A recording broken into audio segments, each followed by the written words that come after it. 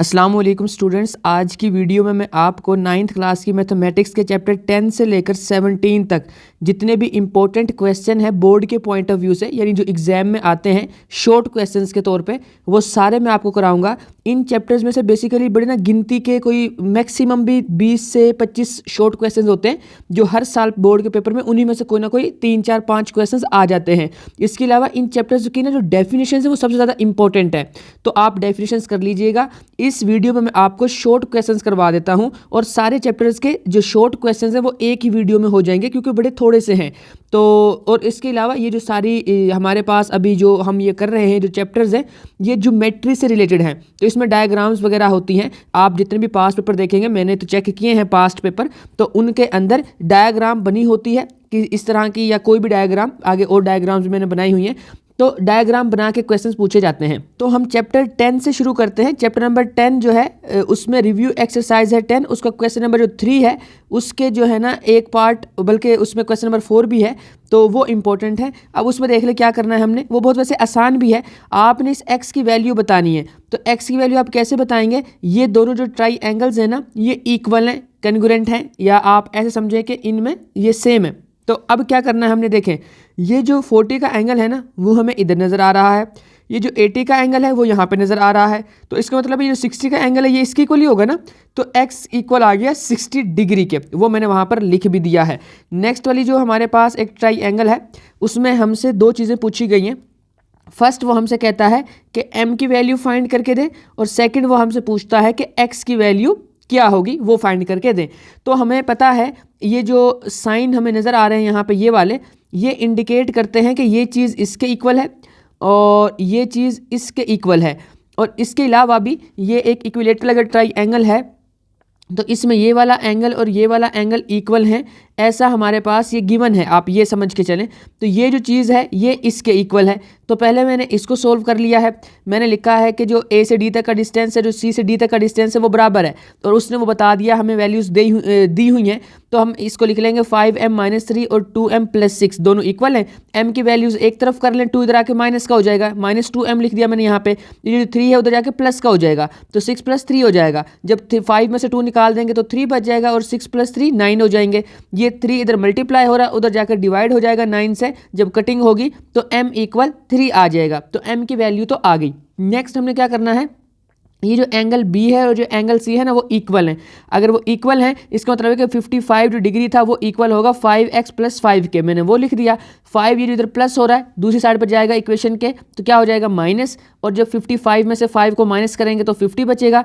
x के साथ 5 multiply हो रहा है, दूसरी साइड पर जाके डिवाइड हो जाएगा, जब डिवाइड होगा तो 50 जो है वो 5 10 दा 50 होता है, 10 हमारे पास x की वैल्यू आ जाएगी, आंसर आ जाएगा। तो ये दो शॉर्ट क्वेश्चन हो गए। अब तीसरा शॉर्ट क्वेश्चन इसी जो है ना चैप्टर का तीसरा और लास्ट वाला जो बोर्ड में आ जाता है वो भी आसान है, आप वो देख लें। ये दोनों जो है ना ट्राई एंगल्स कन्ग्रुएंट हैं, इक्वल हैं, दोनों बातें ठीक हैं। कन्ग्रुएंट का मतलब इक्वल ही होता है, लेकिन ज्योमेट्री के अंदर हम कन्ग्रुएंट वर्ड जो है ज़्यादा यूज़ करते हैं। अब इसमें जो साइड है ना, जो साइड जिस साइड के इक्वल है ना, मैं वो सेम कलर से लिख रहा हूँ यहाँ पे ताकि आपको सही से समझ आ जाए। तो हमारे पास ये जो 5 सेंटीमीटर है ना ये इक्वल है y-1 के, तो हम इसको सोल्व कर लेते हैं। y की वैल्यू निकाल के देनी है हमने, तो और x और z की वैल्यू भी बतानी है। तो पहले जब y की वैल्यू हम निकालेंगे तो ये लिखा मैंने y-1 = 5, 1 उधर जाके प्लस हो जाएगा, तो आंसर आ गया y का 6 सेंटीमीटर। उसके अलावा ये जो 4 सेंटीमीटर है ये जी के इक्वल है, ये तो वैसे आराम से नज़र आ जाएगा हमें। और ये जो 5 सेंटीमीटर है ये किसके इक्वल है, ये हमारे पास इक्वल है ये x के। तो अब ये वैल्यूज़ कैसे आई हैं वो देखें। ये हमारे पास 90 का एंगल था, ये हमारे पास 90 का एंगल था, उसके साथ जो हमारी यहाँ पे ये जो है बेस है ना, ये बेस है, तो फिर इधर से ये बेस है, और ये परपेंडिकुलर है, इधर से ये परपेंडिकुलर है, तो ये सारे परपेंडिकुलर के इक्वल है, बेस के इक्वल है, हाइपोटेनस के इक्वल है। तो इस तरह से हमारे क्वेश्चन सोल्व हो जाएगा। तो अब हमारे पास ये सारे क्वेश्चंस हो गए हैं चैप्टर नंबर 10 के। अब 11 की बात करते हैं। 11 चैप्टर में काफ़ी इंपॉर्टेंट शॉर्ट क्वेश्चंस हैं, और उसके अलावा जो 11 चैप्टर है उसमें 1-2 लॉन्ग क्वेश्चंस भी हैं, पर इस चैप्टर में से लॉन्ग आते नहीं हैं, तो उसमें से कोई एक पार्ट आपको शॉर्ट में पूछा जा सकता है, इसलिए मैंने वो लॉन्ग क्वेश्चन भी एक था वो मैंने करवा दिया है। खैर अब हम अपने इस क्वेश्चन नंबर 3 की तरफ आते हैं। रिव्यू एक्सरसाइज 11 का है ये। तो इसमें पहले नंबर पर पैरेललोग्राम के लिए 2-3 बातें समझ लें। पैरेललोग्राम ऐसी डायग्राम होती है जिसकी ऑपोजिट साइड्स इक्वल होती हैं, ठीक है, और इक्वल होने के साथ साथ वो एक दूसरे के पैरेलल भी होती हैं, और इसके जो ऑपोजिट एंगल्स हैं वो भी इक्वल होते हैं, जो कि इस हमारे क्वेश्चन में यूज़ होना है कॉन्सेप्ट। ऑपोजिट एंगल्स क्या होंगे? इक्वल। तो हमने इन तीन की वैल्यू बतानी है, एक्स की बतानी है, एम की और एन की। तो एक तो ये एन तो डायरेक्ट निकल आया, ये इसकी इक्वल था 75, लेकिन जो नेक्स्ट वाले दो हैं उनके लिए एक और कॉन्सेप्ट यूज़ होगा, और वो ये है कि जो एक पैरेललोग्राम होती है ना, उसके जो इंटीरियर एंगल होते हैं ना, उन सब का जो सम होता है, इंटीरियर एंगल्स का जो सम होता है वो इक्वल होता है 360 के। तो उसको यहाँ पे हम कॉन्सेप्ट को यूज़ करके चलेंगे। अब देखिए, पहले मैंने ये m लिखा, उसके साथ मैंने 75 लिखा, सबको मैं ऐड कर रहा हूँ। फिर मैंने अंदर वाला एंगल, इंटीरियर की बात कर रहे हैं, y को नहीं लिखेंगे, सिर्फ x को लिखेंगे, क्योंकि ये अंदर वाला एंगल है, इंटीरियर की बात हो रही है। और फिर ये n, चौथा एंगल जो था, इन सब को मैंने लिखा, इन सब को मैंने ऐड किया, और अभी मैंने बताया था सबका सम ले, इन सब का सम ले तो किसी को आता है 360 के, वो मैंने लिख लिया है। अब क्या करना है हमने, जो m है ना ये x से रिप्लेस हो सकता है, क्योंकि हमने अभी बात की थी कि ये जो ऑपोजिट एंगल्स होते हैं वो इक्वल होते हैं। क्यों मैंने रिप्लेस किया वो अगले स्टेप में पता चलेगा, पर हम x की जगह पर m लिख सकते हैं और m की जगह पर x लिख सकते हैं, आपकी मर्जी है, चाहे x लिख लो दोनों जगह पर, चाहे दोनों जगह पर m लिख लो, क्वेश्चन उससे सोल्व हो जाएगा। तो मैंने दोनों जगह पर m लिख लिया है, क्योंकि पहले m आ रहा था इस वजह से मैंने m लिखा है, और कोई रीज़न नहीं है।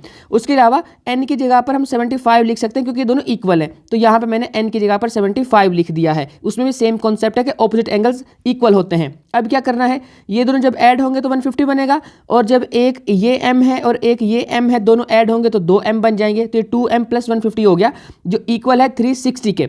अब क्या करना है, 150 उधर जाके हो जाएगा माइनस 360 में से, तो यहाँ पे 360 - 150 कर देंगे, इज इक्वल टू 2m है। अब ये जब माइनस करेंगे तो 210 आ गया हमारे पास, और 2 उधर क्या हो रहा था, m के साथ मल्टीप्लाई, इधर आके डिवाइड हो जाएगा। जब डिवाइड होगा तो आंसर हमें 105 मिल जाएगा डिग्री। ये है जी हमारे पास m की वैल्यू। अब m और x इक्वल है, हमें पता है जब m और x इक्वल है तो m की वैल्यू अगर 105 है तो x भी 105 ही होगा, क्योंकि ऑपोजिट एंगल्स पैरेललोग्राम में इक्वल होते हैं। अब एक और कॉन्सेप्ट यहाँ पे यूज़ हुआ है कि y का भी एंगल हमने बताना था, तो बेसिकली ये तो एक ऐसे भी हम इसको गेस कर सकते हैं। देखें यहाँ पे ये एक एंगल है, ये मतलब ये एक स्ट्रेट लाइन है, उस पर ये वाली भी और ये वाली भी सेम एंगल बना रही हैं लाइंस। अब क्योंकि दोनों पैरेलल हैं, इस वजह से स्ट्रेट लाइन पे दो पैरेलल लाइन इक्वल एंगल्स बनाती हैं, तो इसका जो इधर एंगल बनेगा वही इधर भी बनेगा। तो इस वजह से इधर अगर 75 बन रहा है तो इधर भी 75 बनेगा। चाहे तो आप ये कॉन्सेप्ट यूज़ कर लें, चाहे एक और कॉन्सेप्ट भी हम यूज़ कर सकते हैं। वो क्या है कि एक स्ट्रेट लाइन का जो एंगल होता है ना वो 180 होता है, ये आपने याद रखना है। 180 होता है एक स्ट्रेट लाइन का एंगल। तो अगर 180 ये टोटल है, यानी x + y दोनों को मिला के कितना बनता है 180, क्योंकि x और y जब दोनों एंगल्स को ऐड करते हैं हम, तो हमारे पास जो वैल्यू आती है डिग्री में वो आती है 180 डिग्री, क्योंकि एक स्ट्रेट लाइन का एंगल मैंने बता दिया है आपको 180 डिग्री के इक्वल होता है। अब इसमें हम x की वैल्यू निकाल चुके हैं, तो x उधर जाके 180 में से माइनस हो जाएगा, ये मैंने इधर लाके इसको माइनस कर दिया है। तो अब जब x की वैल्यू हमें पता है तो 180 में से 105 जो x की वैल्यू है उसको माइनस करेंगे तो y की वैल्यू आ जाएगी जो कि 75 है। दोनों कॉन्सेप्ट से आंसर सेम ही आना है, तो ये आपका जोन सा दिल करता है आप वो वाला मेथड कर लें। अब बच्चों हम चलते हैं जी आगे। इससे जो नेक्स्ट वाला क्वेश्चन है उसमें रिव्यू एक्सरसाइज 11 का क्वेश्चन नंबर 4 है। अब उसमें सबसे पहले यही कॉन्सेप्ट है कि ऑपोजिट एंगल्स क्या होते हैं, ऑपोजिट एंगल्स होते हैं जी इक्वल। तो जब ऑपोजिट एंगल्स इक्वल हैं तो 11x इक्वल आ गया 55 के। अब जो 55 है ये इधर इधर जो x के साथ 11 है ये इधर मल्टीप्लाई हो रहा है, उधर जाकर डिवाइड हो जाएगा, तो 55 / 11 5 आंसर आ गया जी। लो जी x की वैल्यू निकल आई बड़ी आसानी से। लेकिन जब हम इसके जो है m की वैल्यू निकालेंगे उसके लिए वही कॉन्सेप्ट लगेगा जो पहले वाले क्वेश्चन में लगा था कि चारों एंगल्स को ऐड करो और 360 के इक्वल रखो, फिर हम उसमें से m की वैल्यू निकाल सकते हैं। तो पहला एंगल ये था, मैं लेट करके चल रहा हूँ तो ये मैंने लिख लिया। उसके बाद ये दूसरा एंगल मैंने यहाँ लिख लिया। तीसरा एंगल ऑपोजिट बराबर होते हैं, जो पहला एंगल है वही तीसरा एंगल है वो मैंने यहाँ पर लिख लिया। और जो यहाँ है इसका ये भी इस ऑपोजिट 55 के इक्वल है, चाहे ऐसे रख लो जी। अब तो हम x की वैल्यू निकाल चुके ना, 5 थी, 5 को 11 से मल्टीप्लाई करो तो भी 55 ही आएगा, तो फोर्थ वाला एंगल भी 55 ही है। तो चारों एंगल्स हमारे पास आ गए। अब इनको सोल्व कर लेते हैं आसानी से। देखें जो m है वो m के साथ सोल्व होगा, तो मैंने इनको पास पास लिख लिया है, और ये जो दो वैल्यूज़ थी ये इन दोनों के साथ ये कांस्टेंट है, ये आपस में सोल्व होंगी, तो इनको मैंने यहाँ पे पास पास लिख लिया है। अब इनको सोल्व कर लेते हैं। 5m और 5m कितना होता है, 10m होता है, मैंने नीचे लिख दिया है ये देखें। लेकिन जो इन सब को जो हम ऐड करेंगे, चाहे कैलकुलेटर यूज़ कर लें चाहे ज़बानी कर लें, तो वो 130 बनता है, तो मैंने वो भी लिख दिया। अब 130 हमें इधर क्या हो रहा है प्लस, उधर जाकर माइनस, तो इसको जब माइनस किया तो 230 हमारे पास यहाँ तक आंसर आ गया है। आगे क्या करना है, 10m के साथ मल्टीप्लाई हो रहा है, उधर जाकर डिवाइड हो जाएगा। 230 के साथ जब डिवाइड होगा 0 से 0 कैंसिल हो जाएगा, तो हमारे पास 23 आंसर आ जाएगा m का। तो हमारे पास m का आंसर भी आ गया। तो हमने इसमें से m भी फाइंड कर लिया और x भी फाइंड कर लिया, यही फाइंड करके बताना था। नेक्स्ट जो इसी का क्वेश्चन है एक और, वो ये है। अच्छा, ये जो है ना क्वेश्चन, हो सकता है वो सिर्फ आपसे x पूछे इस क्वेश्चन में, तो आपने घबराना नहीं है, आपने m को सोल्व करने नहीं बैठ जाना है, जस्ट x बता देना है। हो सकता है सिर्फ m पूछे, तो फिर m के लिए x की जरूरत निकालने की जरूरत है नहीं है, क्योंकि हमें पता है कि 55 ही होगा ये एंगल, क्योंकि ऑपोजिट है। लेकिन अगर आप निकाल भी लेते हैं तो भी ठीक है, लेकिन अगर सिर्फ x पूछता है तो m के लिए आपने टाइम वेस्ट नहीं करना है। इस तरह से आपको मतलब आंखें खोल के क्वेश्चन को रीड करना है। अगर हाफ पूछा गया है तो हाफ ही सोल्व करें और टाइम बचाएं, बाकी क्वेश्चंस को सोल्व करें बाकी के टाइम में। खैर, अभी पांचवा क्वेश्चन देखते हैं हम। अब पांचवें क्वेश्चन में बेसिकली ये भी एक लॉन्ग क्वेश्चन ही बनता है, पर शॉर्ट भी आ सकता है, तो इसलिए आप इसको अच्छे से कर लीजिएगा। शॉर्ट इसी का ये डायग्राम आएगी और इसका क्वेश्चन नंबर 6 आएगा, वो भी मैंने आगे करवाया हुआ है।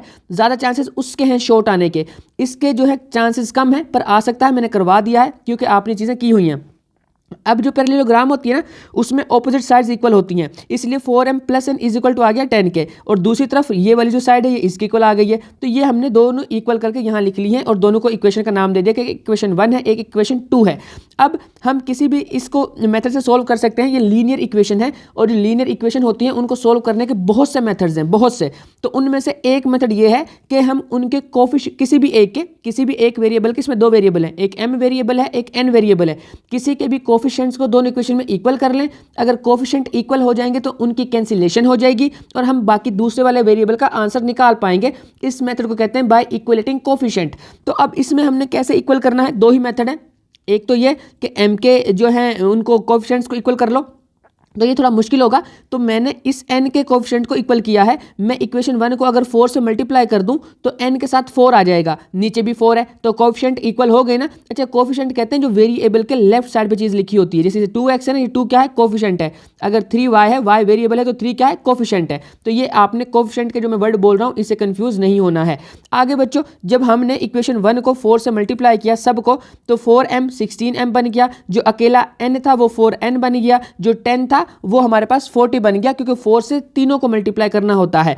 ओके, अब हम देख रहे हैं कि ये जो 4n है प्लस का है, ये 4n माइनस का है। अगर हम इक्वेशन 2 और 3 को ऐड कराएं तो ये कैंसिल हो जाएगा, तो मैंने वही किया है, मैंने इक्वेशन 2 और 3 को ऐड करा दिया है, तो उससे हुआ ये कि ये हो गया कैंसिल।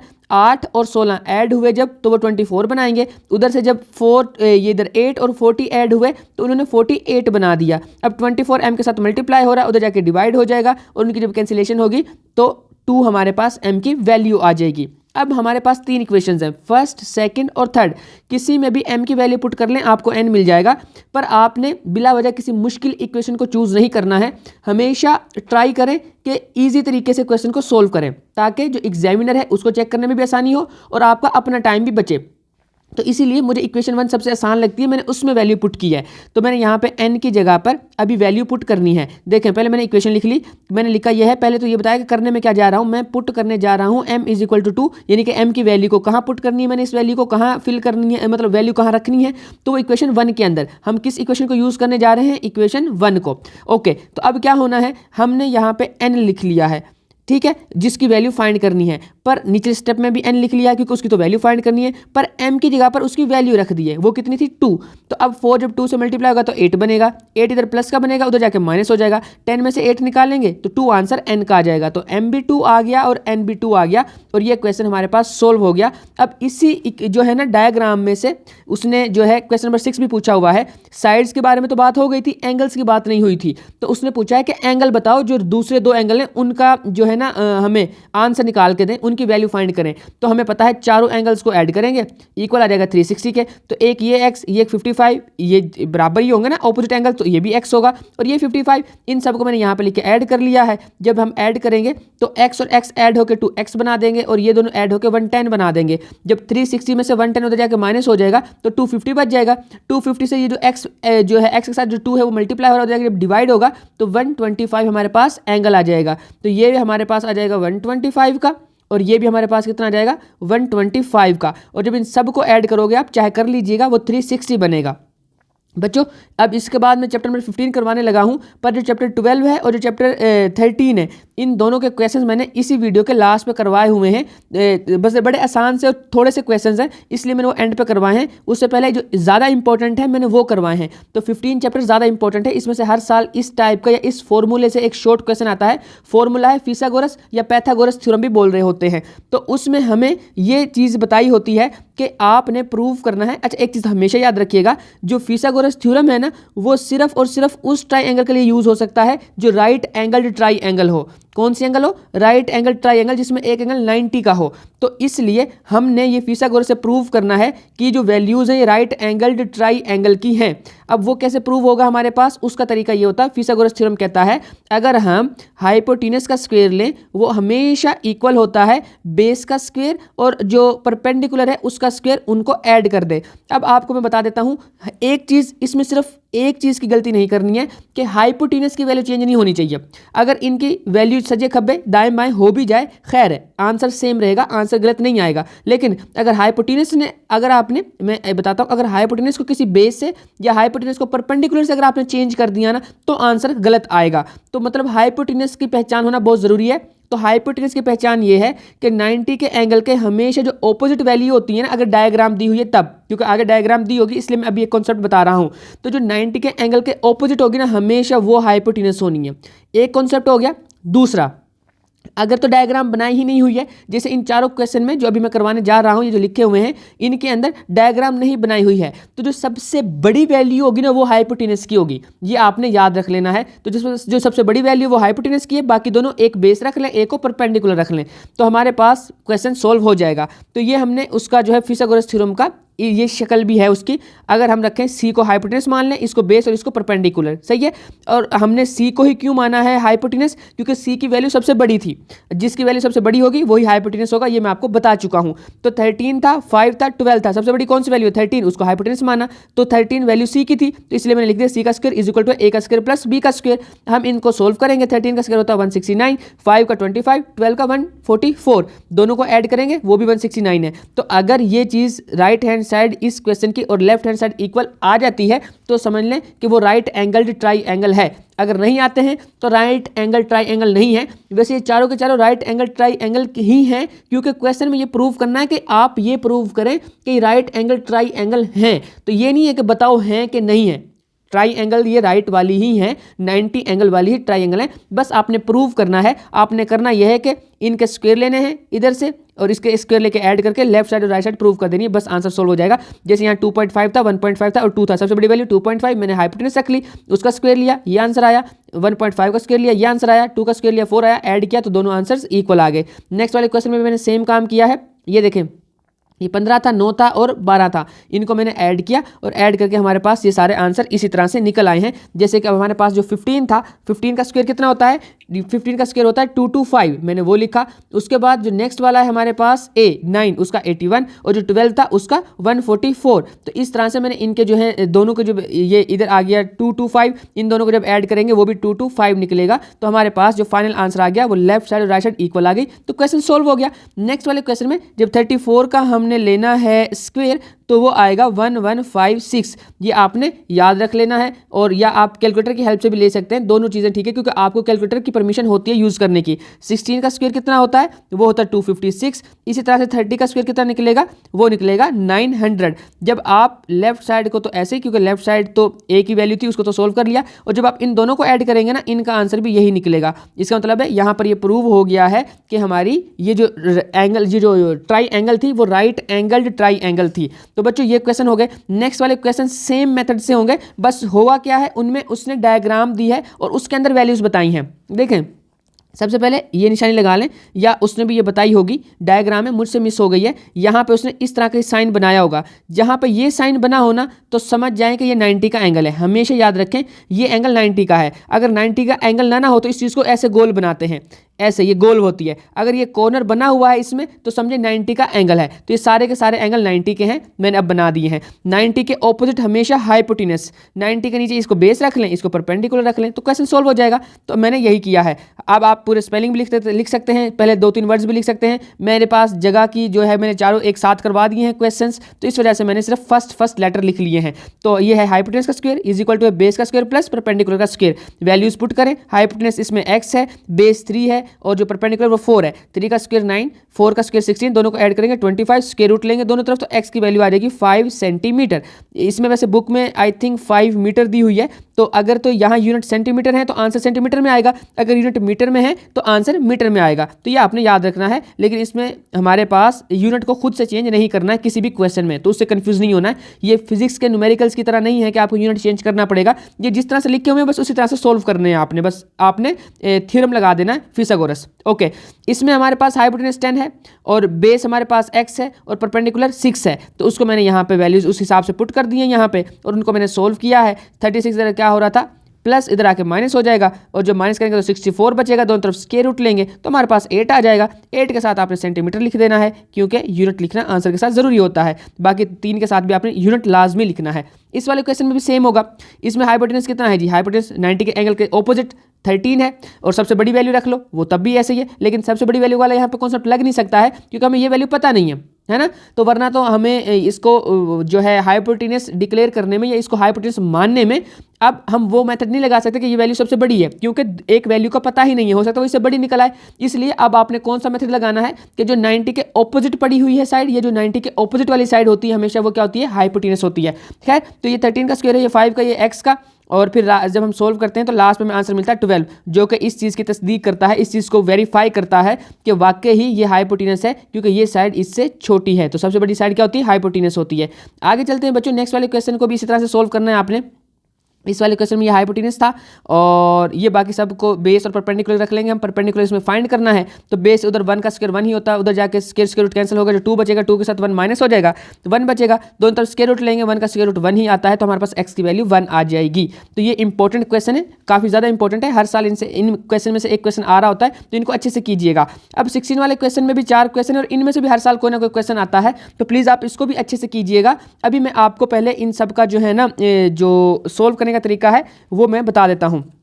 ये एक रेक्टेंगल है, ठीक है, तो आपने इधर लिख देना एरिया ऑफ रेक्टेंगल, आप पूरा लिखिएगा एरिया ऑफ रेक्टेंगल। तो उसका फॉर्मूला होता है लेंथ मल्टीप्लाई बाय विड्थ, चाहे पूरा स्पेलिंग लिखे चाहे L क्रॉस W लिख दें, बात दोनों ही ठीक है। तो लेंथ हमेशा आप बड़ी वैल्यू को लिया करें और विड्थ छोटी वैल्यू को, हालांकि मल्टीप्लाई में अगर वैल्यूज दाएं बाएं हो भी जाएं तो आंसर में फ़र्क नहीं पड़ता है, बट वैसे ये एक जो है ना आप समझ लें कि नॉर्मली हम ऐसा करते हैं कि बड़ी वैल्यू को लेंथ मान के चलते हैं और छोटी वैल्यू को विड्थ मान के चलते हैं, और रियलिटी में भी ज़्यादातर ऐसा ही होता है कि जो लेंथ वाली साइड होती है वो लेंथ वाली साइड बड़ी होती है, विड्थ की जो मेजरमेंट है वो छोटी होती है। खैर, अभी हम इसको जब मल्टीप्लाई करेंगे, 6 इसकी लेंथ थी, 3 इसकी विड्थ थी, मल्टीप्लाई करके 18 आया, और एरिया का हमेशा यूनिट स्क्वायर में आता है, जो भी यूनिट है उसी का स्क्वायर, सेंटीमीटर है तो सेंटीमीटर का स्क्वायर, मीटर है तो मीटर का स्क्वायर, अगर किलोमीटर है तो आंसर के एरिया का किलोमीटर का स्क्वायर आ जाएगा। अब हमारे पास आपने बस इसमें ये याद रखना है कि जो एरिया ऑफ रेक्टेंगल है उसको निकालने का फॉर्मूला होता है लेंथ क्रॉस या मल्टीप्लाई विड्थ। नेक्स्ट हमारे पास एक स्क्वायर है। स्क्वायर वो चीज़ होती है जिसकी चारों साइड्स बराबर होती हैं, हर एंगल 90 का होता है। ये आप डेफिनेशंस में करेंगे भी, इन चैप्टर्स की डेफिनेशंस भी काफ़ी इंपॉर्टेंट है, तो वो भी लाजमी कीजिएगा बच्चों। तो ये एरिया जो है वो हमारे पास आ जाएगा, एरिया का जो फॉर्मूला होता है ना एरिया ऑफ अ स्क्वायर का, वो होता है लेंथ मल्टीप्लाई बाय लेंथ। तो इसमें लेंथ कितनी है 4, तो 4 मल्टीप्लाई बाय 4 16 सेंटीमीटर स्क्वायर, मैंने बताया था यूनिट का स्क्वायर आता है, तो 16 आ गया, साथ आंसर यूनिट आ गए सेंटीमीटर स्क्वायर। अब जो ये डायग्राम है ना ये है पैरेललोग्राम की, तो पैरेललोग्राम के अंदर भी अगर हमें कोई इसकी विड्थ बता दे तो फॉर्मूला सेम होता है, कौन सा, रेक्टेंगल वाला। तो एरिया ऑफ पैरेललोग्राम लिखिएगा, लेंथ मल्टीप्लाई बाय विड्थ कीजिएगा और आपके पास आंसर आ जाएगा। 8 इसकी लेंथ है, 4 इसकी विड्थ है, 8 4 32 होता है, 7 सेंटीमीटर स्क्वायर आ जाएगा आंसर।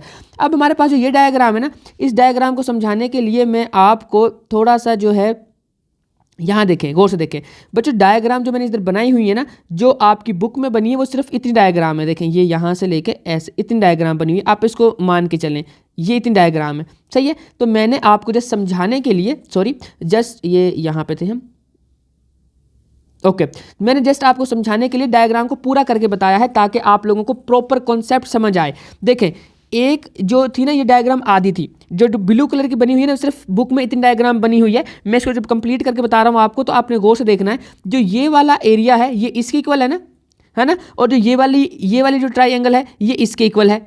ऐसे ही है, जब ये इक्वल हैं एक दूसरे के तो इसको जब इस अगर डायग्राम को कंप्लीट करते हैं तो हमारे पास ये देखें एक प्रॉपरली क्या बनती है, रेक्टेंगल। रेक्टेंगल का फॉर्मूला क्या होता है, लेंथ मल्टीप्लाई बाय विड्थ। इधर अभी पहले क्वेश्चन में करके आ रहे हैं हम। तो इसका मतलब ये है कि जो हमें जो वैल्यू दी हुई है जो दो ट्राइंगल्स की, ये देखिए ये जो दो ट्राइंगल्स हैं इनका जो एरिया है वो इस ट्राइंगल और इस ट्राइंगल के इक्वल है। इसका मतलब है ये जो रेक्टेंगल है ना इसका हाफ उसने पूछा हुआ है। ऐसे ही ना बच्चों, हाफ को तो पूछा नहीं है, सिर्फ इतना एरिया पूछा है, तो हाफ पूछा हुआ है। तो हम जो फॉर्मूला लगाते हैं रेक्टेंगल के लिए वो होता है लेंथ मल्टीप्लाई बाय विड्थ। मैंने वो लिखा और उसको हाफ कर दिया क्योंकि उसने हाफ ही पूछा, पूरा नहीं पूछा हुआ। तो बस ठीक है, हम लेंथ की जगह पर 16 रखेंगे, विड्थ की जगह पर 10 रखेंगे, मल्टीप्लाई करेंगे 160 आएगा, उसको हाफ करेंगे 80 सेंटीमीटर स्क्वायर, 7 यूनिट आ जाएंगे। तो इसका भी आंसर आ गया। तो बच्चों नेक्स्ट हमारे पास जो 12th चैप्टर है उसमें भी जो है ना 2 क्वेश्चन है और उन 2 क्वेश्चंस को आपने लाजमी देख लेना है। काफ़ी इंपॉर्टेंट है शॉर्ट के पॉइंट ऑफ व्यू से और बड़े आसान भी हैं, तो गौर से सुनिएगा। ये ना एक इक्विलेटरल ट्राइंगल है। इक्विलेटरल ट्राइंगल ऐसी ट्राइंगल होती है जिसमें हर साइड बराबर होती है दूसरी के। ठीक है बच्चों, तो अगर ये लेट कर लेते हैं 5 सेंटीमीटर है तो ये भी 5 होगी और ये भी 5 सेंटीमीटर होगी। तो ये इसका मतलब है इक्विलेटरल ट्राइंगल का। अब जब एक चीज़ और भी याद रखिएगा, जब एक इक्विलेटरल ट्राइंगल की साइड्स बराबर है ना तो उनके एंगल्स भी बराबर होते हैं। ये हमेशा आपने याद रखना है। तो अब अगर एक ट्राइंगल है और हमें ये भी पता होगा, अगर आपको पता है तो अच्छी बात है, वरना इसको अब जहन नशीन कर लें क्योंकि ये आगे बहुत यूज़ होने वाला है। ये जो हमारे पास फॉर्मूला है, फॉर्मूला नहीं कहें आप इसको, एक इन्फॉर्मेशन कहें। जो ट्राइंगल होती है उसके जो अंदर एंगल होते हैं, जो इंटीरियर एंगल होते हैं, उनका जो सम होता है वो हमेशा 180 के इक्वल होता है। कभी कभी ना हम इनको ऐसे भी लिखते होते हैं alpha plus beta plus gamma, यानी कि जो ट्राइंगल है उनके सारे के सारे एंगल इक्वल हैं 180 के। खैर आपके लेवल पे ये बात नहीं है, आप जब जाएंगे बड़ी क्लासेस में तो आप ये पढ़ेंगे जो मैंने अभी आपको बताया है फॉर्मूला। बट अभी के लिए आप इतना याद रखें कि एक ट्राइंगल के इंटीरियर एंगल्स कितने होते हैं, टोटल उनको सम किया जाए तो उनकी जो वैल्यू आती है वो 180 आती है। अब जो 3 एंगल हैं हमारे पास, ट्राइंगल में 3 एंगल होते हैं, 3 साइड होती हैं, अगर वो सारे इक्वल हैं इसका मतलब है हर एंगल 60-60 का है। 60 के जब तीनों एंगल होंगे तभी 180 बनेगा। तो ये आपने इतनी बात याद रखनी है। तो एक तो आसानी से ये जी का आंसर निकल आया, क्यों? क्योंकि ये एक एंगल 60 का, ऊपर वाले दोनों 60 के और ये भी 60 का। इतनी बात ठीक है। तो हमारे पास जी की वैल्यू कितनी आ गई है, यहाँ मैं लिख देता हूँ, ये है 60। उसके अलावा ये उसने खुद बताया है कि ये 90 है और इस तरफ भी बताया हुआ है कि ये भी 90 है। अब एक और ट्राइंगल बन रही है, अगर आप गौर से देखें, इतनी सी ट्राइंगल यहाँ से ऐसे। अब इस ट्राइंगल की बात कर लेते हैं। मैं कॉन्सेप्ट समझा रहा हूँ, वैसे तो इसका और तरीका भी है पर मैं आपको आसान तरीके से समझा रहा हूँ। देखें ये 90 और ये 60, टोटल हो गए 150। तो 180 पूरे होने के लिए इस एंगल को कितना होना चाहिए, 30, क्योंकि एक ट्राइंगल का जो इंटीरियर होता है वो कितना होता है, 180 के इक्वल होता है उन सबके एंगल का सम। तो 150 तो इन दोनों को मिला के हो गई, ये जी को और इस 90 को, तो ये 30 का बचेगा। तो इसका आंसर 30 आ सकता है। एक तो ये कॉन्सेप्ट है। दूसरा कॉन्सेप्ट ये है कि ये सारे एंगल 60 डिग्री के थे ना, हमने अभी भी मैंने बताया इक्विलेटरल ट्राइंगल में हर एंगल 60 का ही होता है। ये वैसे इन्फॉर्मेशन आप याद रख लें। तो ये इसको मिड में यहाँ से ये जो है इसको 2 हिस्सों में इक्वली जो है वो डिवाइड कर रहा है। तो हम अगर मैं CD को कहूँ तो ये जो CD है वो एंगल C को इक्वली जो है ना डिवाइड कर रहा है। तो 60 का जो इक्वल बनेगा 2 हिस्सों में, उसको तोड़ेगा इक्वल हिस्सों में तो 30-30 बनेगा। तो आप ये कॉन्सेप्ट भी लगा सकते हैं और चाहें तो जो मैंने पहले बताया है वो कॉन्सेप्ट भी लगा सकते हैं, दोनों ठीक है। अब हमारे पास इसी एक्सरसाइज का 12 वाली एक्सरसाइज रिव्यू, उसका क्वेश्चन नंबर 5 है। अब उसमें हमारे पास सेम इक्विलेटरल ट्राइंगल है। उसमें हमें ये बताया गया है कि एक साइड है और ये इक्विलेटरल ट्राइंगल नहीं है। ये जो ट्राइंगल है वो है आइसोस्केल्स ट्राइंगल। आइसोस्केल्स की ना 2 साइड बराबर होती हैं, तो ये वाली साइड और ये वाली साइड बराबर है, क्योंकि ये निशान जो लगा हुआ है ये बता रहा है कि ये 2 साइड्स बराबर है। ओके, जब ये 2 साइड्स बराबर हैं तो इसका मतलब है ये 2x + 6 इक्वल है 18 के। तो ये आपने रख लेना है इक्वल। यहाँ पर मैंने ये रख लिया है। अब क्या करना है, 2x जो 18 था उसमें से 6 को इधर प्लस हो रहा है उधर जाकर माइनस कर देंगे। जब माइनस किया तो 12 बचा, 2 इधर x के साथ मल्टीप्लाई हो रहा है उधर जाकर डिवाइड हो जाएगा। जब डिवाइड करेंगे तो हमारे पास होता है 2 6 × 12, तो 6 हमारे पास x की वैल्यू आ गई। उसके अलावा जब ये हमारे पास उसने खुद बताया है कि ये एक राइट बाइसेक्टर है, जब ये बाइसेक्टर है ये, तो इसका मतलब है कि ये वाली चीज़ और ये वाली चीज़ ये इसको इक्वल पार्ट्स में डिवाइड करता है। बाइसेक्टर का मतलब है कि दो इक्वल पार्ट्स में डिवाइड करना, तो फिर ये m और ये 12 भी इक्वल होंगे, क्योंकि एम एन का राइट बाइसेक्टर है क्या चीज़, l, और इधर चाहे आप o रख लें, LO कर लें, या कोई भी नंबर रख सकते हैं, बुक में दिया होगा आप वो रख लीजिएगा। डायग्राम आपको बनी बनाई दी जाएगी, तो डायग्राम आपको नहीं बनानी होगी, तो इसलिए आपने इसमें टेंशन नहीं लेनी है। बस ये याद रखें कि अगर ये राइट बाइसेक्टर है, अगर ये बाइसेक्टर है, तो ये दोनों इक्वल पार्ट्स में डिवाइड होंगे, तो ये दोनों साइड्स बराबर होंगी। एक साइड पे 12 लिखा हुआ है, एक साइड पे m, तो m = 12 आ जाएगा, वो मैंने वहाँ ऊपर आंसर में लिख दिया है। तो बच्चों ये हो गए हमारे पास क्वेश्चन जो चैप्टर नंबर 12 में से थे। अब देखते हैं 13 में से। 13 में से क्वेश्चन नहीं है, एक थ्योरम है, उसको आप अच्छे से देख लें और बाकी सारे क्वेश्चन होंगे, बस इस थ्योरम को थोड़ा सा देख लें, 2 मिनट की बात है, तो उसके बाद हमारे सारा लेक्चर कंप्लीट हो जाएगा। वैसे मैं आपको जो हमारे पास इन सब चैप्टर्स की पूरी बुक की 9th जो मैथमेटिक्स है ना, उस पूरी बुक की MCQs के लिए एक अलग से पूरा लेक्चर बनाऊंगा। वो मेरा ख्याल है वो काफ़ी 1 से 2 घंटे का लेक्चर होगा, पर उसके उस जो लेक्चर होगा ना, उसमें आपके A to Z सारे कॉन्सेप्ट रिवाइज हो जाएंगे।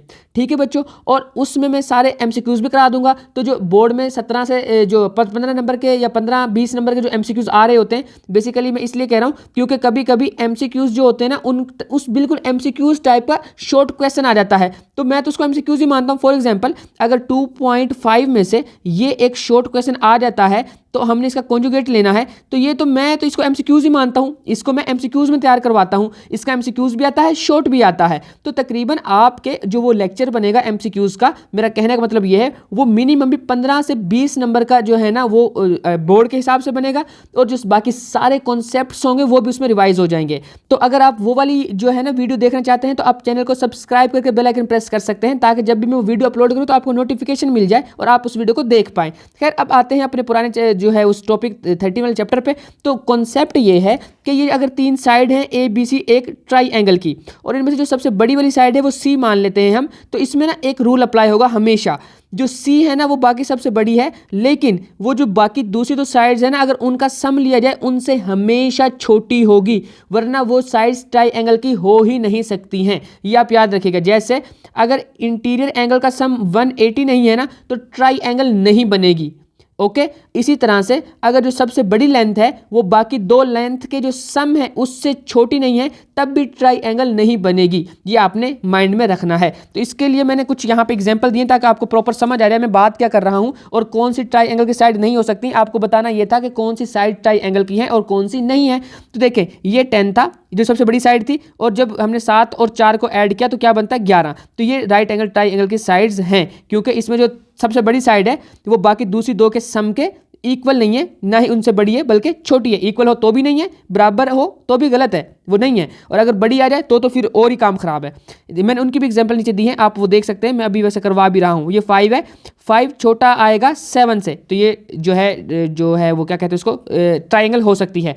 ये 10 सबसे बड़ी वाली साइड ऐड किया इधर से, इनका आंसर निकला 14, तो ये भी हो सकती है एक ट्राइंगल की। तीनों ये जो है ट्राइंगल की साइड पॉसिबल है कि ये ट्राइंगल की साइड्स हैं। लेकिन इधर देखें, 5 इक्वल आ गया 5 के, ये ट्राइंगल की साइड कभी भी नहीं होंगी। इसी तरह से ये जो 7 है ये बड़ा आ गया बाकी दूसरी 2 के सम के, तो ये भी किसी भी कंडीशन पे ये हो ही नहीं सकता है कि ये जो है इतनी लेंथ की ट्राइंगल बना दें। आप एक काम करें, आप एक साइड लगाएं जिसकी 5 सेंटीमीटर जो हो ना एक लेंथ हो, स्केल से मेजर करें, फिर एक और 2 सेंटीमीटर की लाइन लगाएं, फिर एक और जो है 4 सेंटीमीटर की लाइन लगाएं। इनको यानी कि लाइन लगानी है आपने इस तरह से कि किसी तरीके से ये जो है ना ट्राइंगल बन जाए। तो आप जब इसको ऐसे बनाएंगे तो फिर आप उसको 2 सेंटीमीटर ऐसे बनाएंगे, तो फिर आप उसको जब 4 सेंटीमीटर ऐसे बनाएंगे या जैसे भी बनाएंगे आप, तो वो ट्राइंगल नहीं बनेगी, याद रखिएगा। तो इस वजह से हम कहते हैं कि ट्राइंगल के लिए एक कंडीशन है, और वो कंडीशन क्या है कि जो सबसे बड़ी लेंथ है वो बाकी जो दूसरी लेंथ है उनके सम से छोटी होनी चाहिए।